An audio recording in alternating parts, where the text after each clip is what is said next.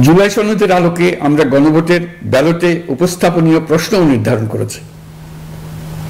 আমি প্রশ্নটি এখন আপনাদের সামনে পাঠ করে শোনাচ্ছি।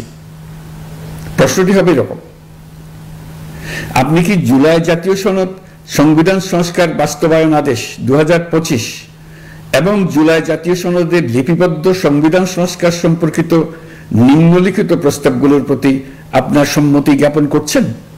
ক, নির্বাচনকালীন সময়ে তত্ত্বাবধায়ক সরকার, নির্বাচন কমিশন এবং অন্যান্য সাংবিধানিক প্রতিষ্ঠান জুলাই সনদে বর্ণিত প্রক্রিয়ার আলোকে গঠন করা হবে। খ, আগামী সংসদ হবে 2 কক্ষ বিশিষ্ট। জাতীয় সংসদ নির্বাচনে দলগুলোর প্রাপ্ত ভোটের অনুপাতে 100 জন সদস্য বিশিষ্ট একটি উচ্চকক্ষ গঠিত হবে এবং সংবিধান সংশোধন করতে হলে উচ্চকক্ষের সংখ্যাগরিষ্ঠ সদস্যের অনুমোদন দরকার হবে।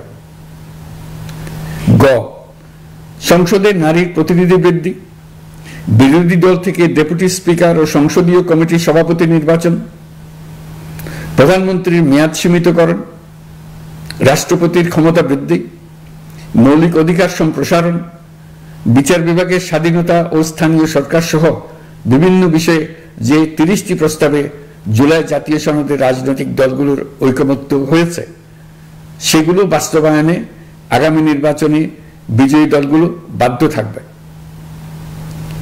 ঘ, জুলাই সনদে বর্ণিত অন্যান্য সংস্কার রাজনৈতিক দলগুলোর প্রতিশ্রুতি অনুসারে বাস্তবায়ন করা হবে।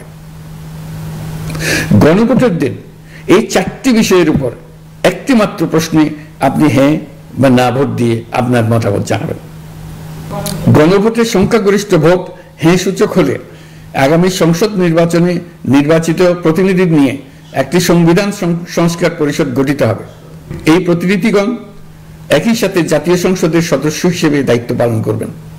পরিষদ তার প্রথম অধিবেশন শুরুর তারিখ হতে 180 কার্য দিবসের মধ্যে সংবিধান সংস্কার করবে। সংবিধান সংস্কার সম্পন্ন হওয়ার পর 30 কার্য দিবসের মধ্যে সংসদ নির্বাচনে প্রাপ্ত ভোটের সংখ্যানুপাতে উচ্চকক্ষ গঠন করা হবে। এর মেয়াদ হবে নিম্নকক্ষের শেষ কার্য দিবস পর্যন্ত।